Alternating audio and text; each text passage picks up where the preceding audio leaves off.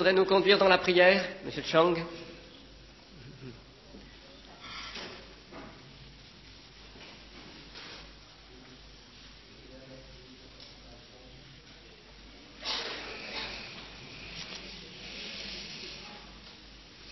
Une vingtaine d'années, sans doute, un jeune homme plein de promesses, l'un des plus brillants de sa génération, que tout le monde destine à un avenir éclatant dans son pays, le royaume de Juda. Il appartient à coup sûr à l'aristocratie de Jérusalem, d'après une tradition juive, il est vrai, peu fiable, qui n'est attestée que bien des siècles après. Mais enfin, d'après cette tradition juive, il était même de sang royal. Il appartenait à la famille des princes à Jérusalem.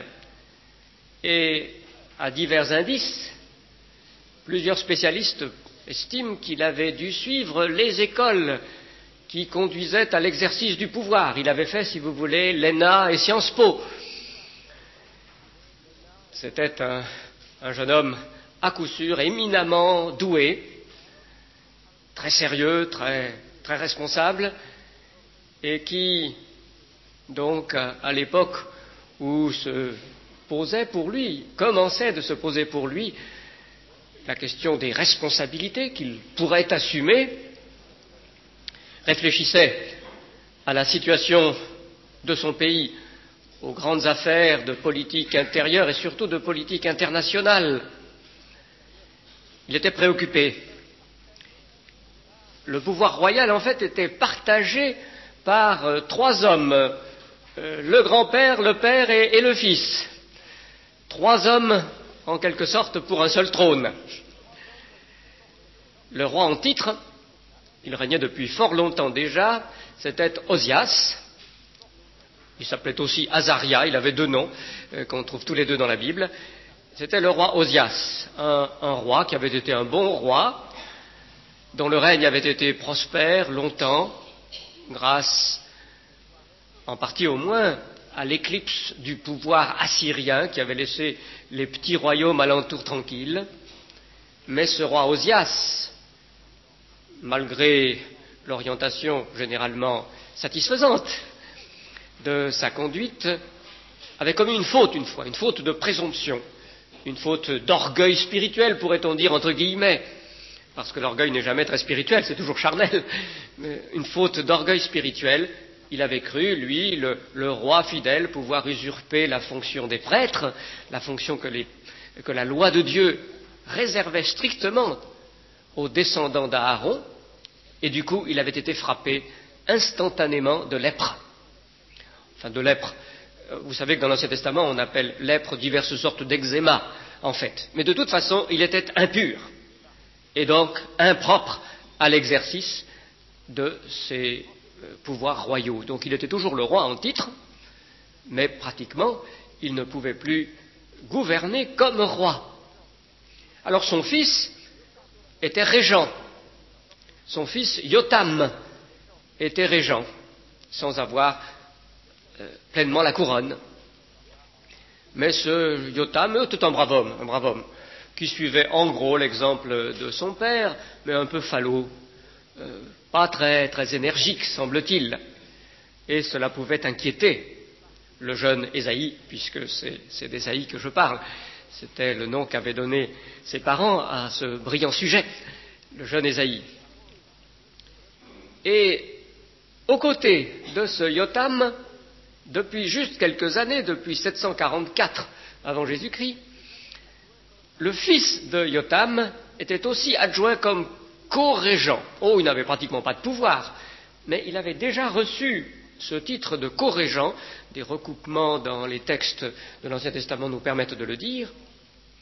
Or, cet Achaz ou Achaz, était lui une forte personnalité, tout jeune encore, mais on sentait que c'était lui quelqu'un qui ne se laisserait pas faire et qui avait des vues politiques qui déjà se dessinaient, seulement pas du tout dans le même sens que celle de son père, de son grand-père, des fidèles de l'Éternel dans le peuple, Mais au contraire, Achaz avait de fortes sympathies pour le très puissant voisin, enfin voisin pas tout proche, mais quand même, la grande puissance du Moyen-Orient de l'époque, la puissance assyrienne.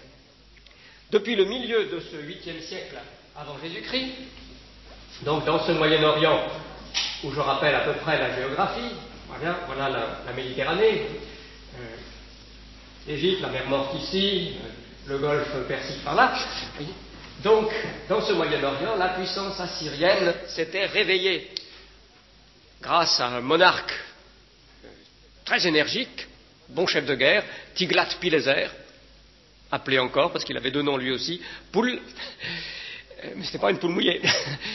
Cet empereur de l'Assyrie était un homme extrêmement puissant, et le jeune Achaz admirait ce Tiglath-Pileser. Il avait beaucoup de sympathie pour la puissance assyrienne, et son véritable désir, c'était une sorte d'alliance entre Juda et les Assyriens si forts. Surtout que Juda représentait un tout petit royaume ici, autour de Jérusalem, avait toujours un peu peur d'un voisin un peu plus fort, en principe en tout cas, qui était le voisin Israël, Israël étant le nom du royaume des 10 tribus, capitale Samarie, juste au nord, et puis du royaume de Syrie, encore un peu plus au nord-est, capitale Damas. Et le jeune Ésaïe pouvait donc se préoccuper de cette situation, la puissance assyrienne qui redevenait très, très forte, un pouvoir partagé à Jérusalem, lui qui avait le souci que les desseins de l'Éternel prévalent dans le peuple que Dieu avait élu.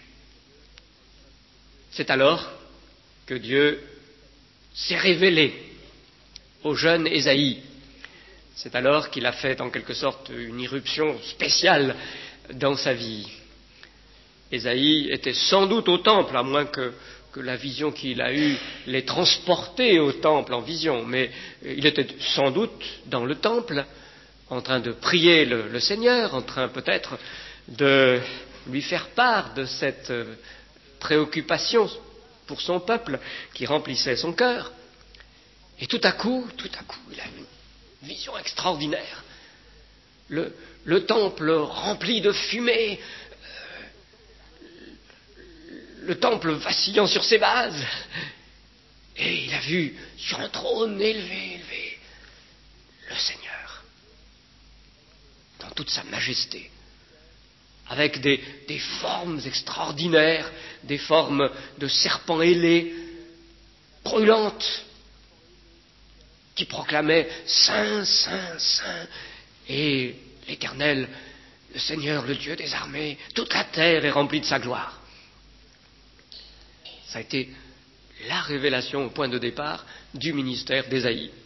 Ça se situe en 740 ou 739 avant Jésus-Christ. La date qu'on donne habituellement pour cette année-là, c'est celle de 740, mais il y a assez peu de temps apparu un article très fouillé, très sérieux d'un spécialiste dans la revue de théologie évangélique Thémélios, qui baisse très légèrement les dates que l'on a l'habitude de donner et qui pense que c'est plutôt 739. Oui, ces dates sont valables, disons, à un an près, en gros. L'année de la mort du roi Osias. Mais comme il nous est dit que Ésaïe a été prophète sous Osias, ça veut dire qu'il a eu encore quelques mois de ministère, les tout premiers sous le règne d'Osias, et que la mort du roi Osias a eu lieu après cette grande vision dans le temple. Alors je vous la lis, cette vision, ou plutôt je vous lis le récit qu'en a fait Ésaïe dans le chapitre 6 de son livre, puisqu'aujourd'hui nous parlons de la personne et de la vie du prophète, en introduction de son livre que nous étudierons plus à loisir dans les mois prochains. Le livre d'Ésaïe ne commence pas par le récit de la vocation, contrairement à l'habitude dans les textes des livres prophétiques, Sans doute parce que c'est un livre si grand déjà, un livre tellement construit qu'une introduction montrant la situation à l'époque a d'abord été donnée. Chapitre 6, je lis dans la Bible du Sommeur, dont vous savez qu'elle est toute récemment parue.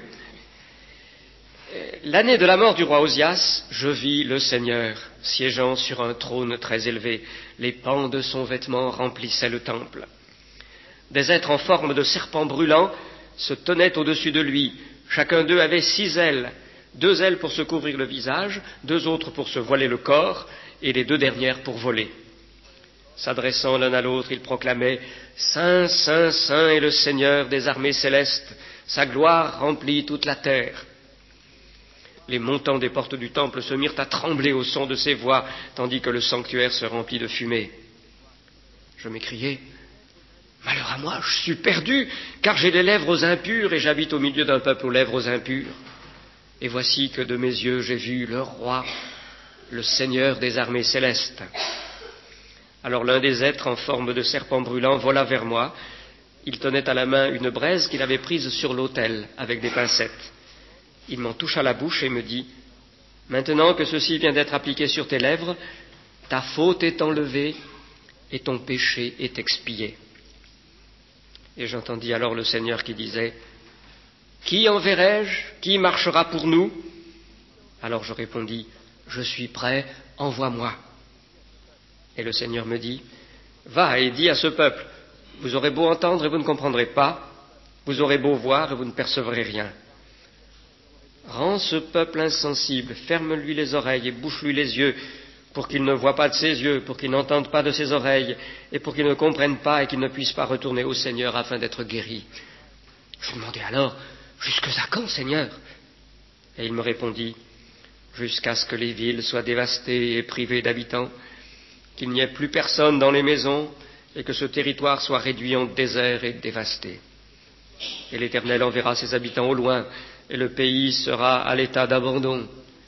S'il y subsiste encore 1/10 du peuple, à son tour il sera embrasé par le feu. Mais, comme un térébinthe ou un chêne abattu qui conserve sa souche, la souche de ce peuple sera une semence sainte. Vous avez repéré les éléments principaux de cette expérience inaugurale pour sa vie de prophète qu'a faite Ésaïe. D'abord, la vision de la majesté de Dieu. On a remarqué le contraste entre les 2 usages du mot roi dans ce passage.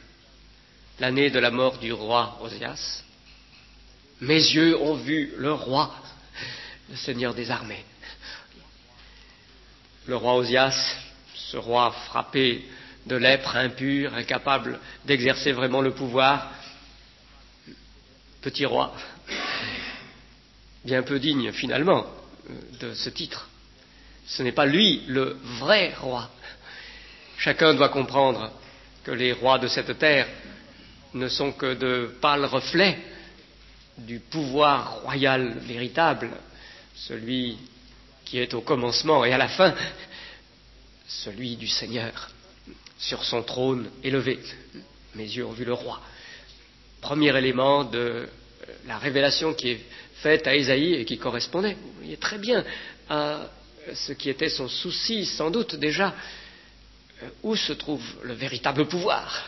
Où se trouve l'autorité, plus encore que le pouvoir? L'autorité qui est le pouvoir légitime de dire et de déterminer. Et puis ensuite, associé à cette majesté de l'autorité divine, la sainteté de Dieu. C'est le 2e trait qui est révélé particulièrement à Ésaïe. C'est ce que proclament les séraphins, comme on les appelle, Saint, Saint, Saint est le Seigneur, et c'est ce que les séraphins signifient eux-mêmes. Ce sont des formes symboliques d'une grande signification qu'il nous faut bien décoder. Le mot séraphin, saraf en hébreu, veut dire brûlant, ardent, et le feu est le symbole de la sainteté de Dieu, la sainteté qui consume le mal dans beaucoup de textes de toute la Bible, vous le savez. Mais en plus, leur forme aussi est une forme qui évoque la sainteté de Dieu. La note dans la Bible du Semeur est tout à fait exacte.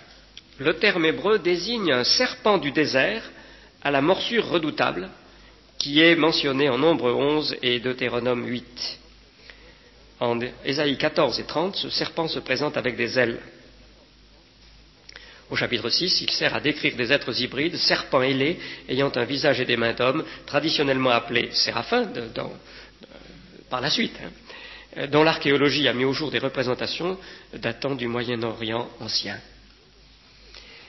L'unique lieu dans l'Écriture où le mot saraf soit employé, comme il l'est ici, c'est dans le récit du serpent d'airain, de la plaie des serpents brûlants du désert, qui ont puni les murmures du peuple et l'incrédulité des Israélites. Dans Nombre 21 et dans Deutéronome 8, c'est le rappel de ce même épisode, c'est là que le mot est employé.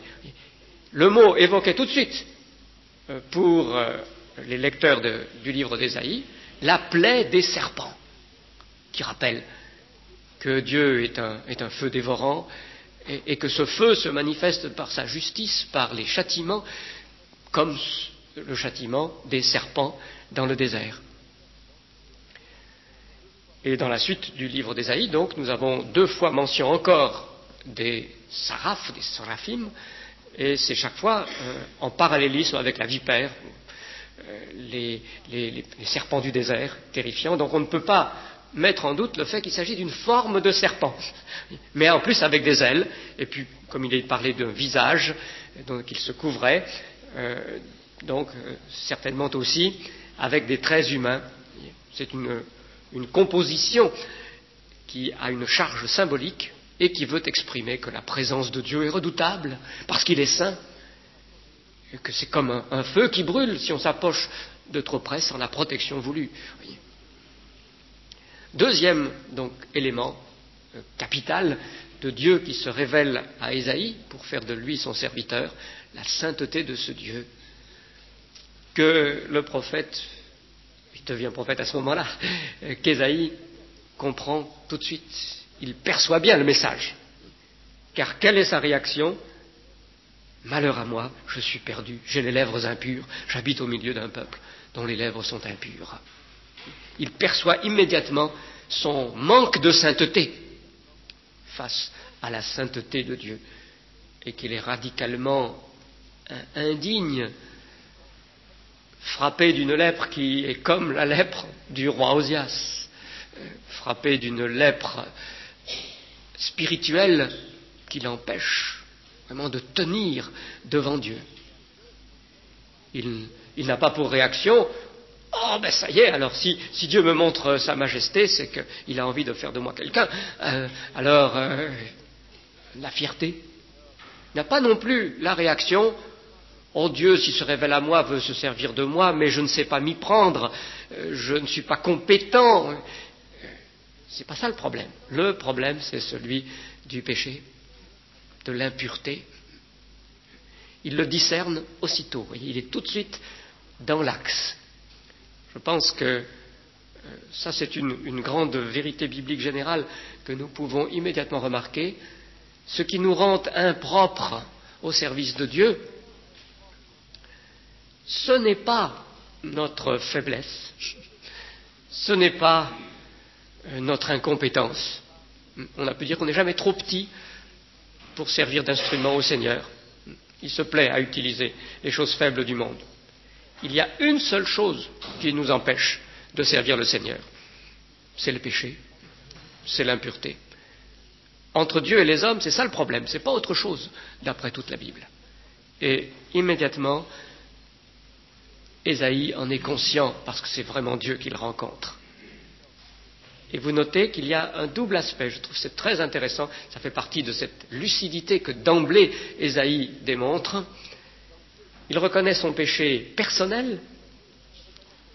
Je suis un homme dont les lèvres sont impures. Et il reconnaît la dimension collective, de solidarité dans le péché aussi. Et j'habite au milieu d'un peuple dont les lèvres sont impures. Ce n'est pas une affaire simplement d'accident individuel, mais par toutes les attaches qui me définissent, je participe à cette impureté commune. Alors ce n'est pas seulement l'aspect commun, et alors finalement ce ne serait pas ma faute, mais ce n'est pas non plus seulement l'aspect individuel. C'est vraiment toute mon existence naturelle d'homme, et même donc d'homme bien éduqué, pieux, etc. C'est tout cela qui se trouve sous le jugement d'un Dieu saint. Et alors la vision est extraordinaire parce qu'elle nous montre exactement quel est le remède à ce qui est le problème dans les perspectives bibliques. L'un de ces êtres brûlants, manifestant la sainteté de Dieu, va prendre une braise sur l'autel, un charbon qui brûlait sur l'autel des sacrifices, et l'appliquer sur les lèvres d'Ésaïe. L'autel, c'est là où on offrait le sacrifice. C'est là où le sacrifice expiatoire était consommé et consumé. C'est là donc que s'opérait la grande transaction. Une victime innocente représentait le coupable, se chargeait en quelque sorte de son impureté et subissait le jugement du Dieu saint à la place du coupable. C'était ça le principe même du sacrifice sur l'autel. En prenant une braise de l'autel des sacrifices, en fait, c'est l'efficacité du sacrifice que le Saraph va prendre et appliquer à Ésaïe. Pour être purifié, il faut que l'effet du sacrifice soit appliqué. Il faut le sacrifice d'abord, mais il faut en plus qu'il soit reçu personnellement, ou que son effet soit reçu personnellement. Et c'est ce que représente tellement bien ce mouvement du charbon ardent pris de l'autel, appliqué sur les lèvres d'Ésaïe. Et la parole est parfaitement claire. Maintenant que ceci vient d'être appliqué à tes lèvres, ta faute est enlevée et ton péché est expié. Et alors après ça, c'est l'appel au service. Un appel qui est aussi pour nous un rappel, à savoir que lorsque nous avons reçu la purification de nos péchés, par l'application du sacrifice offert pour nous, ce n'est pas pour que nous en restions là, mais c'est pour que nous remplissions la mission que le Seigneur nous assigne. Et Dieu veut qu'il y ait un engagement personnel de la part d'Ésaïe. Il ne se contente pas de lui dire « bon, eh bien maintenant va ». Il aurait pu le faire, il le fait parfois, semble-t-il, pour d'autres dans l'Écriture. Mais ici, Dieu présente son appel sous la forme d'une question, comme d'une invitation pour qu'il y ait un mouvement d'initiative en réponse de la part d'Ésaïe. Qui enverrai-je ? Qui marchera pour nous ? Et Ésaïe, qui est vraiment tout de suite au diapason de la pensée de Dieu, répond sobrement. Oui. C'est la sobriété de l'humilité. Je suis prêt, envoie-moi. Je crois qu'il ne faut pas le prendre pour de la suffisance, mais non, il a bien saisi d'abord qu'il était impur et incapable. Et c'est au contraire là vraiment l'humilité qu'il montre. S'il faisait des chichis, s'il disait « ah mais je... » etc., en fait, ça montrerait qu'il aurait été encore encombré de sa propre personne, trop soucieux de son moi. Souvent, ce qui peut sembler de la modestie, en fait, c'est de l'orgueil qui se déguise. Mais là, sobre humilité, me voici. Je suis prêt, envoie-moi. Et après ça, alors, il y a l'ordre de mission du Seigneur, qui est un ordre extrêmement bizarre, énigmatique. Le prophète reçoit des instructions qui vraiment avaient de quoi l'étonner. Rends ce peuple insensible, ferme-lui les oreilles, bouche-lui les yeux. Message de jugement. Et jusqu'à quand, dit-il, parce qu'il se rend bien compte, ça va être terrible, jusqu'à des dévastations complètes du pays. Quelle est donc cette pensée divine ? Nous essaierons d'y revenir un peu dans les conclusions que je voudrais tirer tout à l'heure, mais je pense que nous pouvons déjà dire qu'il y a deux aspects qui sont valables de manière très très générale. Il y a un avertissement là que le succès, selon le monde, mais selon la pensée spontanée des fidèles, des croyants aussi, il n'est pas forcément garanti au serviteur fidèle, au serviteur le plus doué, comme l'était Ésaïe. Le résultat de sa mission allait être que pour la majorité, en tout cas, dans le royaume de Juda, il y aurait plutôt endurcissement que conversion, et que ça allait attirer alors tous les malheurs sur le pays. Et puis, deuxième chose qui est aussi valable universellement, c'est que quand ça se produit, ce n'est pas que Dieu alors a été vaincu, que Dieu a été pris au dépourvu. Non, mystérieusement, cela correspond aussi à ses plans. C'est très étrange. Nous ne comprenons pas. Selon l'expression que j'emploie souvent dans les cours à la faculté, c'est un mystère opaque. Nous ne pouvons pas pénétrer avec notre intelligence ce mystère, mais ici, il me semble très net que nous avons un dessein de Dieu qui englobe même les réactions négatives du peuple et dont Ésaïe doit dire, oui, c'est comme ça que le Seigneur, le Dieu des armées célestes, celui qui est le roi, en a décidé. Et ce qu'il a décidé est juste et bon, avec un trait d'espérance cependant à la fin.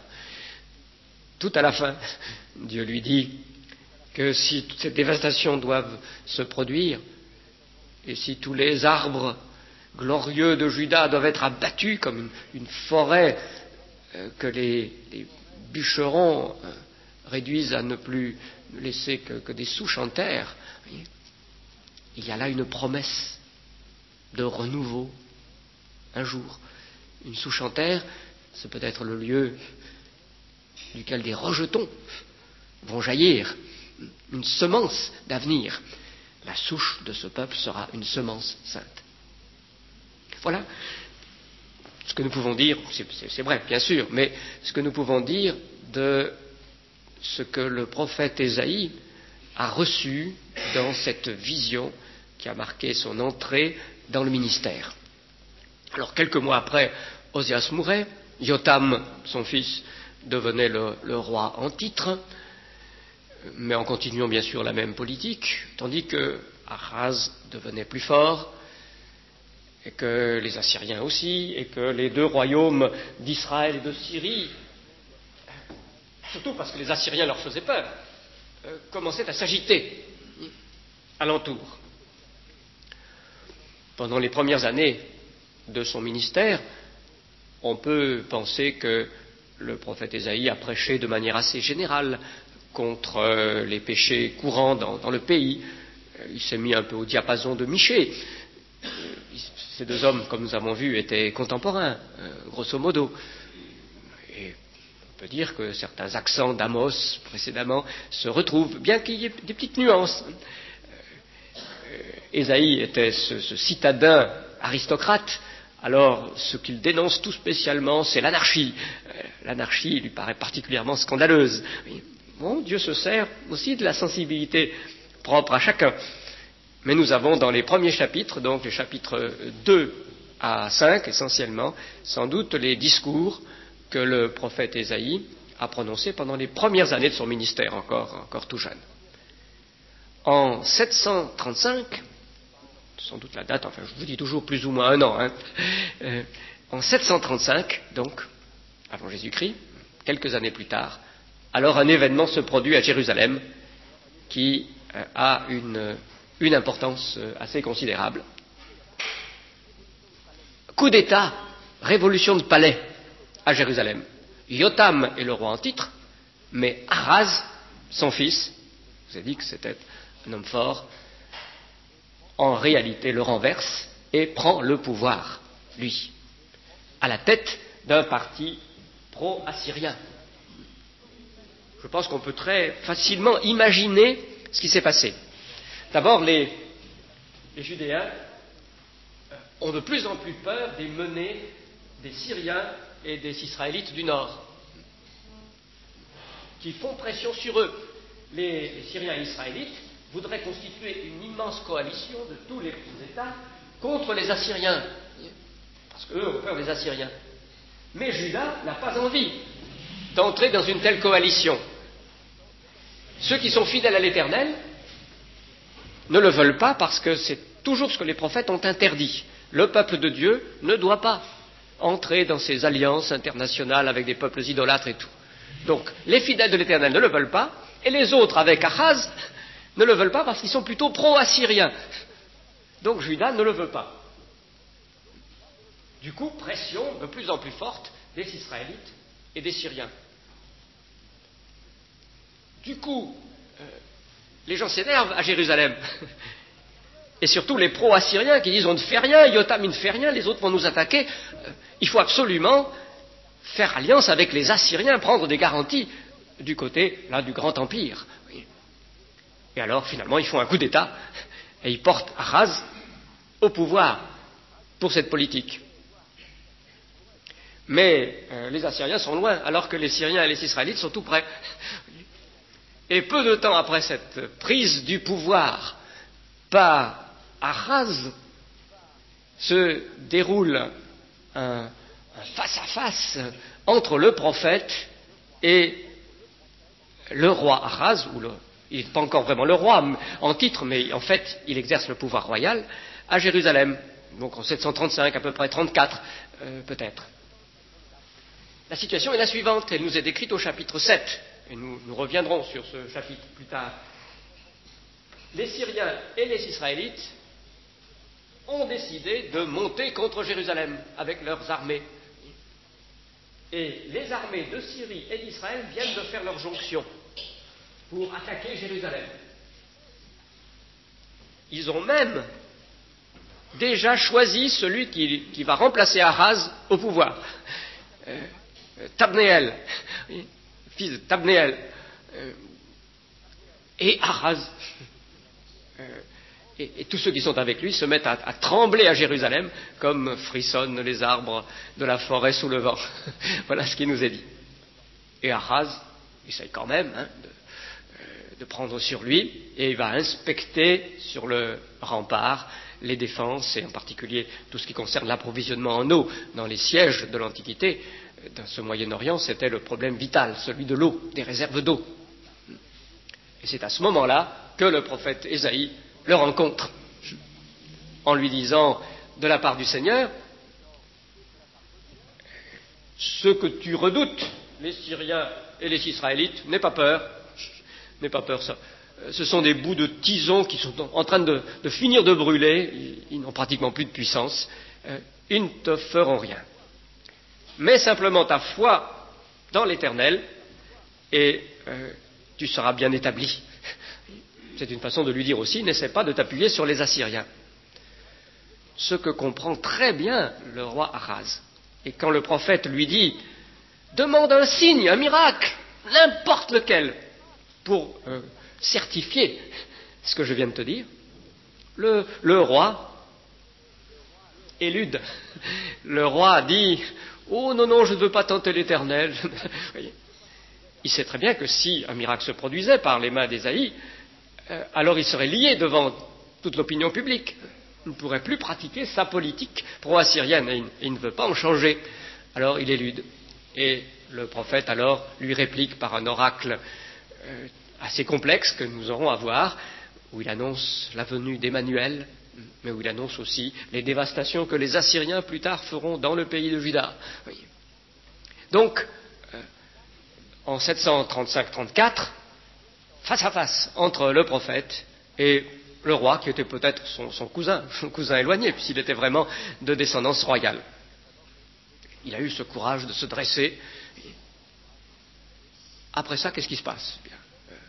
Achaz, effectivement, réussit à échapper à l'assaut des Syriens et Israélites. Il n'est pas vraiment inquiété, mais il continue sa politique. en adoptant aussi les cultes assyriens. Et il va jusqu'à faire passer un de ses enfants par le feu, brûlé en l'honneur de la divinité païenne, un de ses fils. Ahaz continue à régner. Jotham meurt quelques années après, et Ahaz devient le roi en titre aussi. Que fait le prophète Ésaïe? Nous ne savons pas très bien. Il est sans doute contraint à un certain retrait de la vie publique, mais en même temps, il prêche sans doute également. Et il prêche en tout cas les destructions qui vont affecter le royaume d'Israël et la ville de Samarie. Au chapitre 28 de son livre, nous avons là l'annonce du jugement qui va frapper Samarie et que les autres prophètes avaient annoncé aussi, Michée et déjà Osée et Amos, vous vous rappelez. Donc nous avons une prédication d'Ésaïe sans pouvoir dater très précisément les choses, qui précède 723, le moment où Samarie sera effectivement détruite par les Assyriens. À partir de 729-28, il y a de nouveau un régent. Le fils d'Akaz a été nommé co-régent, mais sans véritable pouvoir, sans doute à ce moment-là. Il s'appelle Ézéchias, et lui, peut-être sous l'influence de sa mère en particulier, parce que dans les familles royales, c'était les mères, il y avait plusieurs reines, qui influençaient sans doute le plus spirituellement leurs enfants. Ézéchias, lui, est bien orienté. Peut-être que s'il a été nommé co-régent en 729, c'est parce que on a voulu donner un gage au parti des fidèles de l'Éternel. Ahaz a senti qu'il y avait là quand même un courant d'opinion puissant, alors on a nommé co-régent Ézéchias.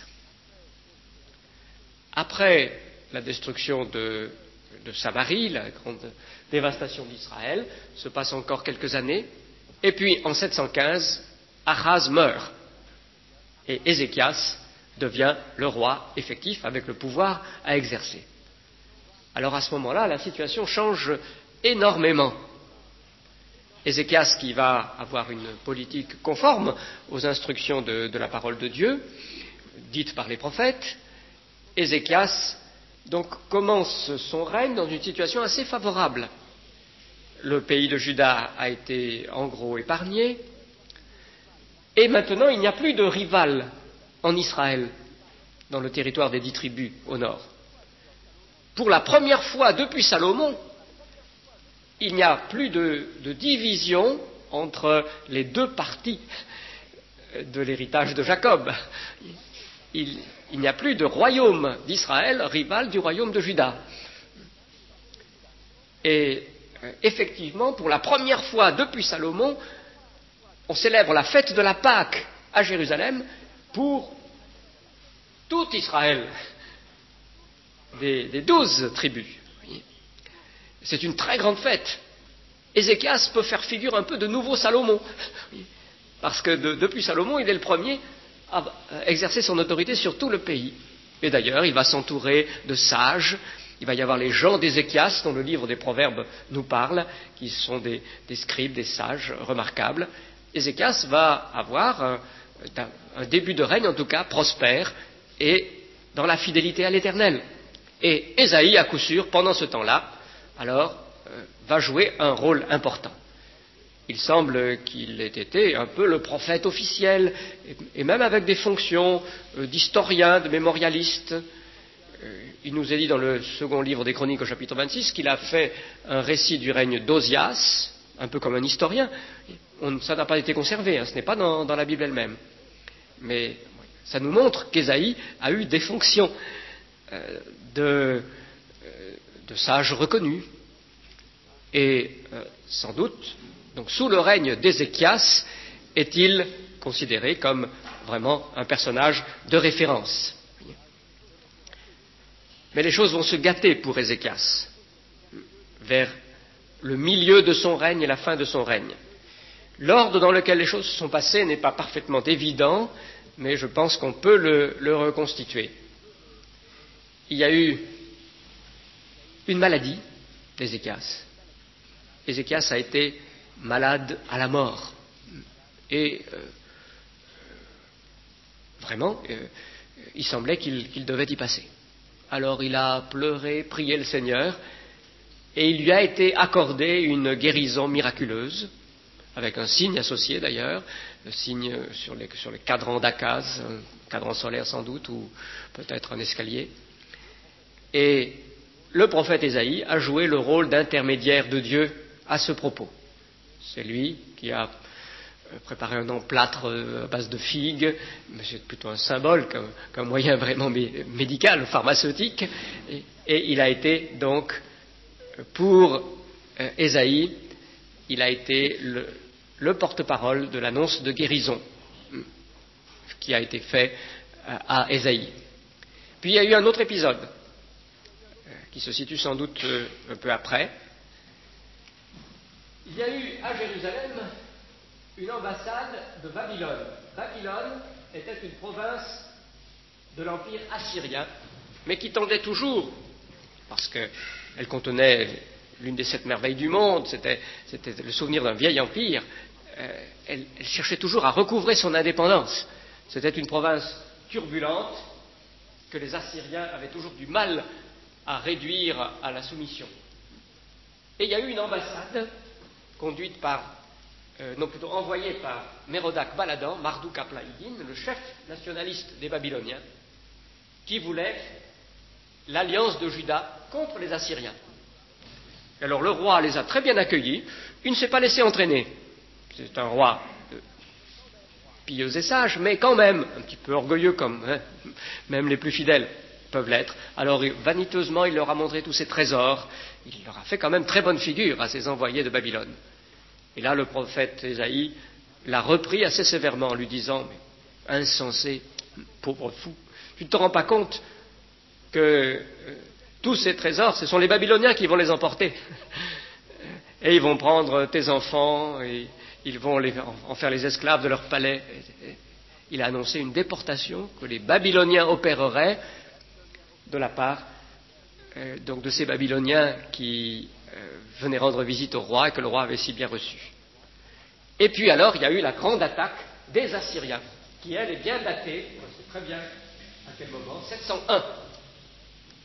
Les Assyriens sont montés à l'attaque de Juda et ils ont failli tout emporter. Ils ont fait de grands ravages dans le pays, mais là encore, il y a eu une délivrance miraculeuse.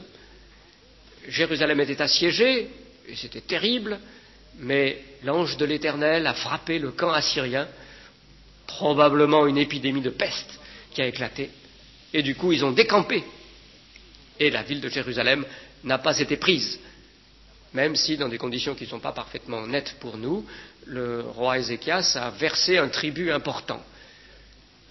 Probablement il y a eu des tractations avant ce moment de délivrance. Le roi de Babylone ou son envoyé a dit qu'il se contenterait d'un grand tribut, donc il a pris tout ce tribut que le roi Ézéchias lui a fait donner, puis ensuite il est revenu sur sa parole en disant non, j'exige une reddition sans condition. Et c'est probablement comme ça que le Seigneur est intervenu, et là encore le prophète Ésaïe a joué un rôle décisif. Il a écrit le récit de cette affaire, et on le trouve aussi dans le livre des rois. La fin, nous ne la connaissons pas très bien, très précisément, de la vie du prophète Ésaïe. Il semble qu'après ça, il se soit retiré de la vie publique. Quand le fils d'Ézéchias, Manassé, a été mis co-régent en 697, il n'a pas dû être très heureux, parce que ce Manassé était au contraire très, très impie et idolâtre de cœur, un peu comme son grand-père Ahaz. Et le prophète Ésaïe, dans cette retraite, semble avoir reçu des visions alors à beaucoup plus long terme, à propos de l'exil qu'il avait déjà annoncé lors de l'ambassade babylonienne, mais aussi bien au-delà, à propos du salut qui serait comme une nouvelle création pour le monde entier, avec un serviteur de l'Éternel qui en serait le grand instrument. Ce qui se trouve dans toute la dernière partie de son livre. D'après la tradition juive, mais là encore ce n'est pas donc tout à fait assuré, il aurait vécu jusqu'à Manassé, et Manassé aurait commencé une persécution contre les fidèles du Seigneur, et ayant persécuté les fidèles du Seigneur, il aurait poursuivi le prophète alors fort âgé, sans doute né vers 760 avant Jésus-Christ, il devait avoir à peu près 80 ans. Et poursuivi par les sbires du roi, il aurait cherché refuge dans un arbre creux, mais sa cachette aurait été découverte et le supplice qui lui a été le supplice mortel ont été alors mis à mort de diverses façons, sciés.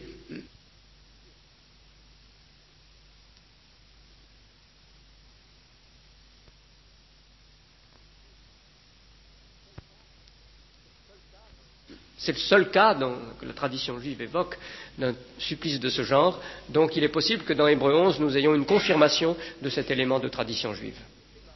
Voilà le schéma de la vie d'Ésaïe. Les leçons que nous pouvons en tirer me semblent principalement les suivantes. D'abord, que Dieu choisit des gens dans toutes les catégories. Bon, il a choisi les choses faibles du monde, ceux qui ne sont pas bien nés selon les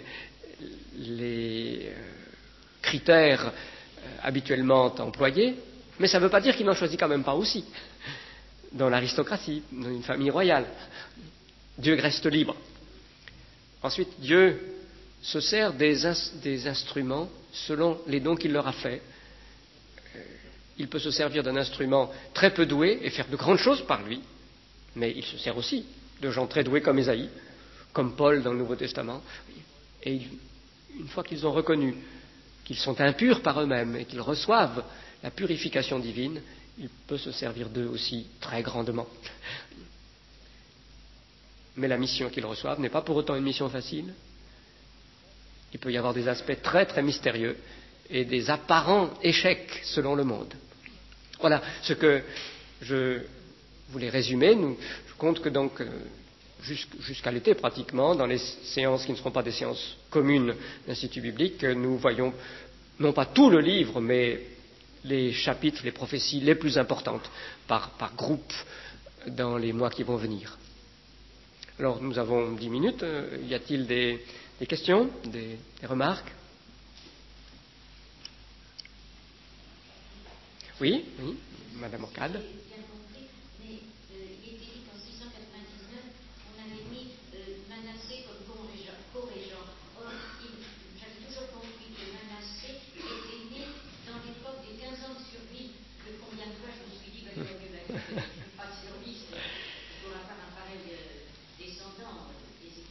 Oui, alors...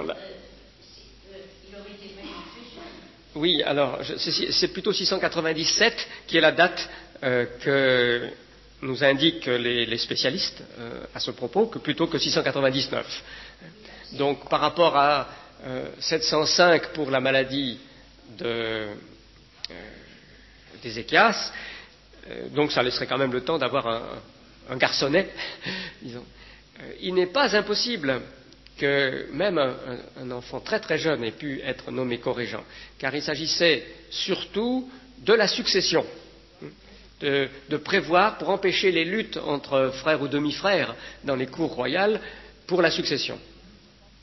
Mais je n'ai pas fait le calcul, repérage. Vous savez, c'est une situation très difficile. Pendant très longtemps, personne ne s'y retrouvait pratiquement dans ces chiffres des rois et des durées de règne.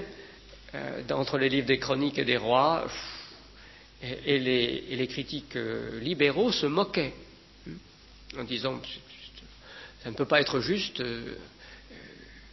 Et alors il y a à l'université de Chicago un évangélique qui avait beaucoup souffert des moqueries de ses professeurs, qui a fait sa thèse de doctorat sur ce sujet, un homme appelé Edwin Tilley, que j'ai rencontré une fois autrefois dans les années 60, et qui a, non pas résolu toutes les énigmes, mais presque toutes, qui a trouvé le système, qui est essentiellement celui de ces corégences.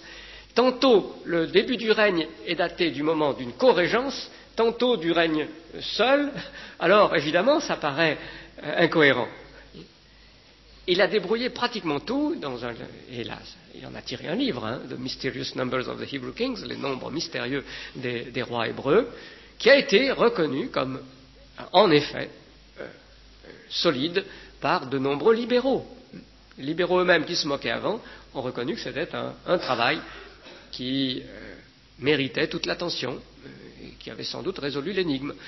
J'ai lu par exemple le témoignage de Geoffrey Driver, le fils d'un autre très grand libéral, mais un libéral lui-même, un spécialiste britannique important. Donc, il a fait le travail essentiel, alors d'autres ont encore un peu raffiné ce travail. Et l'article récent que j'ai signalé, donc, s'appuie sur lui, mais entre encore dans plus de détails, avec tout ce qu'on peut savoir de la période, d'un certain Leslie McFall qui enseigne à Belfast. Donc, je pense qu'on peut dire que maintenant, c'est un grand privilège pour notre génération, nous avons à peu près la clé chronologique, mais il n'y a pas doute que ce n'est pas tout facile. Oui. Christian Dougou, Monsieur Dougou.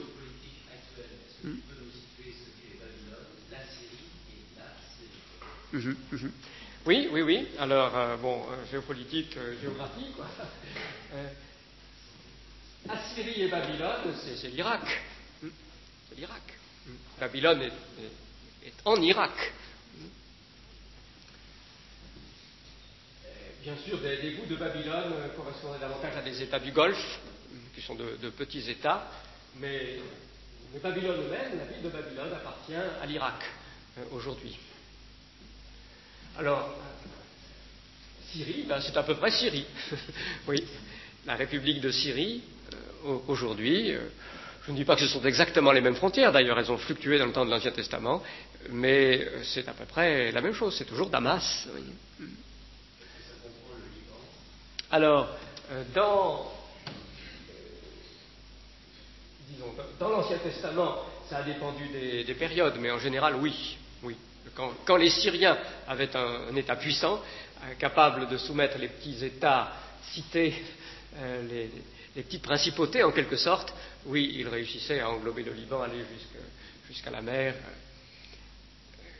Et alors, en ce qui concerne la situation présente, vous le savez, Madame Baous est avec nous, et la Syrie exerce son protectorat sur le Liban. Elle n'a pas encore réussi à faire admettre par le droit international, par tous, que le Liban est une de ses provinces, comme elle voudrait, mais de fait, elle exerce le pouvoir. C'est l'armée syrienne qui maintient l'ordre.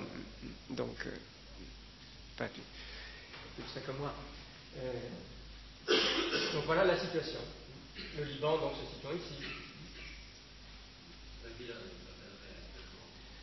Alors, il n'y a pas vraiment de grande ville. Je crois que ce serait encore Babylone, mais ce n'est pas... Je me rappelle, j'avais regardé, c'est dans les 120 km, 120, 130 de Bagdad, quelque chose comme ça, au sud de en gros, au sud de Bagdad. Oui, mademoiselle.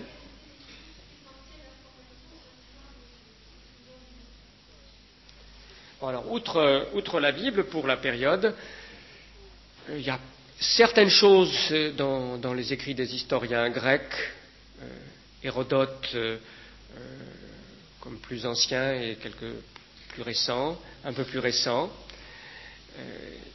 mais ils ne sont pas très très fiables, disons, ils sont utiles. Et puis alors, les découvertes archéologiques, et surtout des tablettes d'annales royales, assyriennes et babyloniennes. Certaines de ces tablettes ont été éditées par des évangéliques aux universités de Londres ou je crois que c'est de Liverpool. Donald Wiseman, par exemple, a été responsable de l'édition, ou co-responsable au moins, de l'édition de certaines de ces tablettes. Et on a, par exemple, pour l'attaque de Jérusalem en 701, on a le rapport fait par Sankérib dans sa chronique royale de sa campagne de Juda.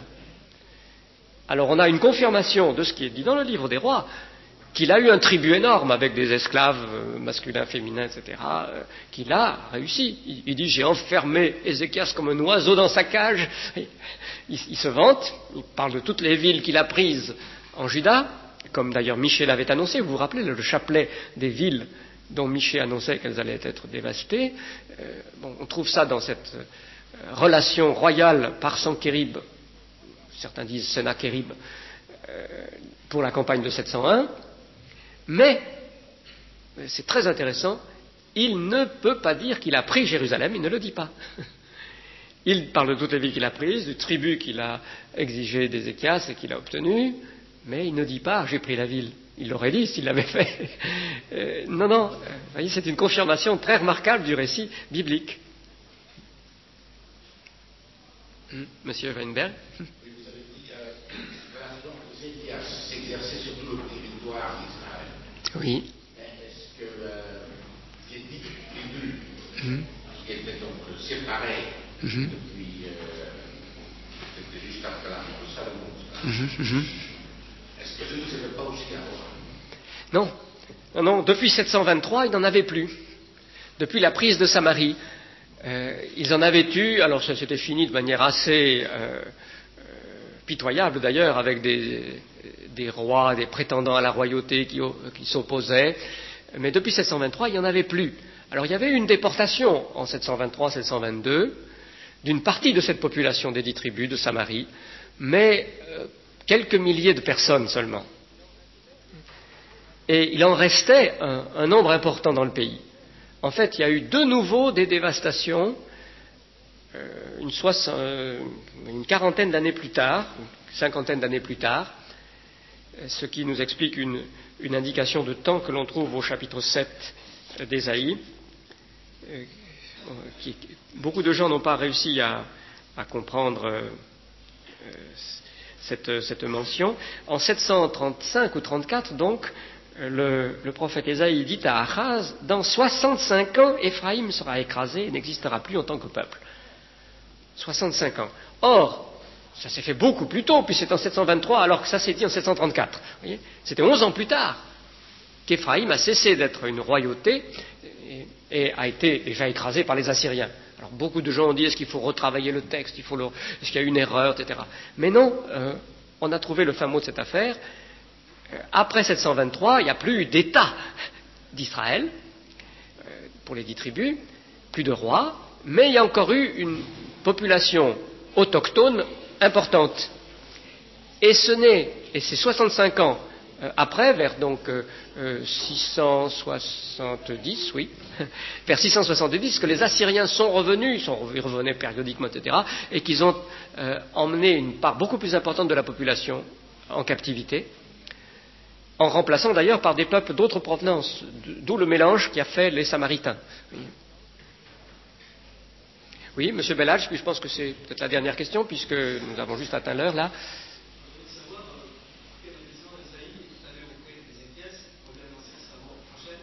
Mmh. Mmh.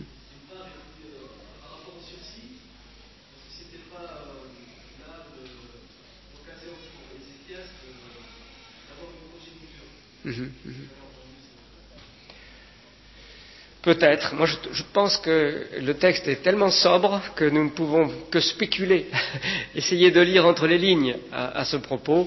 Et je suis un petit peu réservé devant les tendances de quelques commentateurs ou prédicateurs évangéliques qui se croient en mesure de critiquer Ézéchias très durement en disant on lui avait dit tu vas mourir, il aurait dû accepter ça de la part de Dieu, il a eu tort de demander une rallonge, un sursis, et les dernières années ont été mauvaises, il a engendré Manassé qui a été un mauvais roi, etc. Vous voyez, je ne suis pas si sûr. Vous savez, sa prière est très très belle, Dieu lui a accordé cela, on peut aussi bien dire, il lui avait dit tu vas mourir pour éprouver sa foi, Dieu agit aussi comme ça avec nous, alors prononcer un jugement sur cette question, je m'en abstiendrai.